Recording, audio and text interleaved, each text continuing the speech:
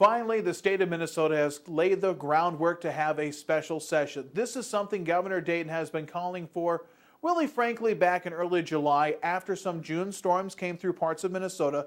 The 20th through the 26th of June are the target dates for this damage, and did a lot of damage in 18 counties. Thank goodness most of it was south of our listening area, although some places of Becker and Otter Tail County did receive some damage from those windstorms, hailstorms, and that significant amount of rainfall that we did get in that time. But the closest disaster declaration counties to us would be Wilkin and Grant County. So that's good, right? We're going to have the special session. But here's the irony and the twist behind how this special session came about. Governor Dayton, of course, wanted this special session, started talking about it. The legislators all agreed to it. Republicans then said, you know, since we're going to have this special session, we've got this one warehouse tax that we've all agreed on is a bad tax. It doesn't go into effect until April of next year. Since we're going to meet in special session, let's just repeal that one tax, get rid of it. One less thing we got to worry about when the legislature begins to meet in February.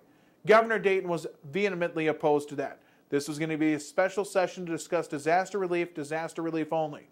Then came Farm Fest a few weeks ago. Governor Dayton was down at Farm Fest where I guess he was surprised to hear an earful from farmers complaining about one of the special taxes passed this next legislative session or in the last legislative session that directly affects them to the tune of about $2 million in revenue to the state of Minnesota per month. That was a tax on farmers when they get their equipment repaired.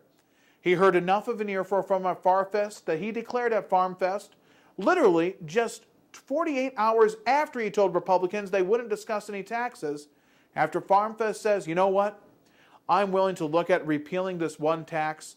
We should add that into a special session. And that's when the floodgates open. Now, I still haven't been able to figure out whether Governor Dayton really expects us to be this naive that he had no idea that that piece of tax legislation was in the tax bill he signed. I don't personally believe that, but if he was, then it shows that he is incompetent as a governor to lead the state, or if he was simply pandering to the crowd, or worse, just did a complete flip-flop 180 on what should be discussed in the special session. But when that happened, Republicans went up in the air. Why? Because why couldn't their tax proposals be discussed? And since we're talking about the repealing the tax on farmers' repairs, there should be all the business taxes repealed, the business-to-business taxes passed in the last legislative session. It's $314 million total over the next biennium, all these taxes we're talking about. Remember, this is the legislative session where we increased in the next 2 years our taxes by $2.1 billion in order to close the gap on a $600 and something million deficit. I think there's room to cut this $300 something million if it's needed. So why wouldn't Governor Dayton agree to it? Because they are going to meet September 9th in special session, but the agreement is no taxes will be discussed. I'll tell you why. Governor Dayton wants that warehouse tax and these other business-to-business taxes for one thing and one thing only, I personally believe. Leverage. He's going to try to use these as leverage in the next legislative session because the next big thing that's going to be discussed in the legislature is going to be a bonding bill. Big money, lots of different projects want bonding around here, and it's going to take Republican votes to get a bonding bill passed. It needs a supermajority.